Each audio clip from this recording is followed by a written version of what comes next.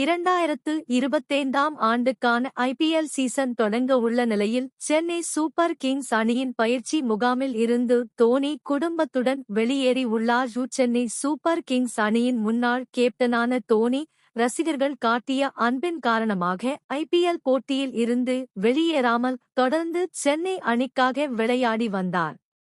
கடந்த 2023ஆம் ஆண்டு சிஎஸ்கே அணி 5வது முறையாக சாம்பியன் பட்டத்தை வென்ற நிலையில் அடுத்த சீசன் தொடங்குவதற்கு ஒரு வாரம் முன்பு கேப்டன் பதவியில் இருந்து ராஜினாமா செய்துவிட்டார்.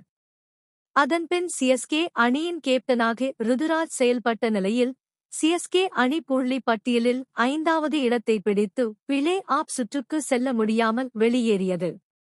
இந்த நிலையில் தற்போது 43 வயதாகும் தோனி தன்னுடைய சம்பளத்தை 4 கோடி ரூபாயாக குறைத்துக் கொண்டுள்ளதுடன் இந்த சீசனுடன் ஐபிஎல் போட்டிக்கு விடை சொல்லிவிடுவார் என கூறப்படுகின்றது.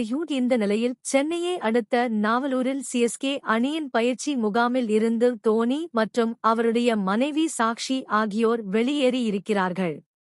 தோனி தனது குடும்பத்தினருடன் சென்னை விமான நிலையத்தில் சென்றதை பார்த்த ரசிகர்கள் இன்னும் சீசன் தொடங்க 10 நாட்களே உள்ள நிலையில் தோனி ஏன் சென்று விட்டார் என்று கேள்வி எழுப்பி வருகின்றனர். இந்த நிலையில் வெளியான தகவலில் ஒரு நல்ல செய்தி கிடைத்திருக்கிறது.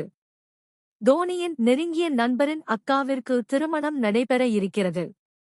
இதற்காக டெஹ்ராடூன் சென்றுள்ள தோனி அங்கு குடும்பத்தினருடன் திருமண வரவேற்பு விழாவில் கலந்து கொள்ள இருக்கின்றார். இதற்காகத்தான் தோனி சென்னையை விட்டு சென்றிருப்பது தெர